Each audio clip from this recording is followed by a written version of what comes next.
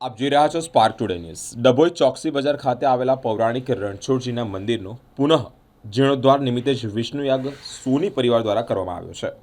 વિષ્ણુયાગમાં 5 યુગલોએ લાભ લીધો છે, જેમાં મહત્વની વાત એ છે કે રણછોડજી મંદિર 25 વર્ષથી બંધ હાલતમાં હતું, ત્યારે ઘણા સમયથી મંદિરની પૂજા અર્ચના પણ બંધ હતી। સોની પરિવાર દ્વારા જ યથાર્થ પ્રયત્નો કરી જ મંદિરને રિનોવેશન કરવામાં આવ્યું, રંગરોગાન કરવામાં આવ્યું, સાથે જ નવીન બનાવવામાં આવ્યું। જાણવા મુજબ જે માહિતી મળી રહી છે તેમાં જ રણછોડજી મંદિરે 5 પૂનમ ભરવાથી અનેક ભક્તોની મનોકામના પણ પૂર્ણ થઈ છે। ડભોઈનું આ પૌરાણિક મંદિર છે, જેમાં વિષ્ણુયાગના નિમંત્રણ રાજેન્દ્રભાઈ સોની, ગોપાલભાઈ સોની, કિરણભાઈ સોની, વિજયભાઈ સોની, વિક્કીભાઈ, હિરેનભાઈ અને ઘનશ્યામભાઈ પંડ્યા સહિતના મોટી સંખ્યામાં ભક્તો ઉપસ્થિત રહ્યા હતા।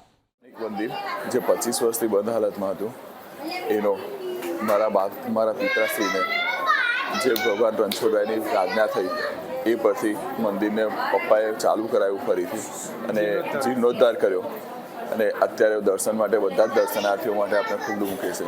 રણછોડરાય કી જય। આજે ડભોઈ દર્ભાવતી શહેરમાં 150 વર્ષ જૂનું આ રણછોડરાયજીનું મંદિર હતું ને છેલ્લા 25 વર્ષથી પૂજા પાઠ નહોતા થતા, પણ આ સોની પરિવાર દ્વારા એક પુનઃ જીર્ણોદ્ધાર કરીને આજે મંદિર રણછોડરાયને ખુલ્લું મૂકવામાં આવ્યું છે ને આ રાજા રણછોડરાય હાજરા હજુર છે।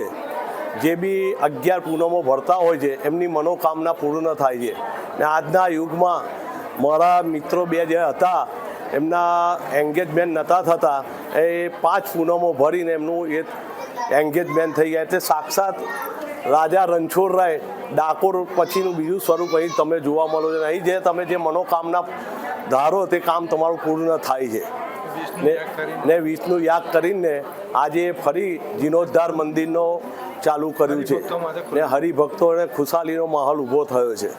જય રણછોડ।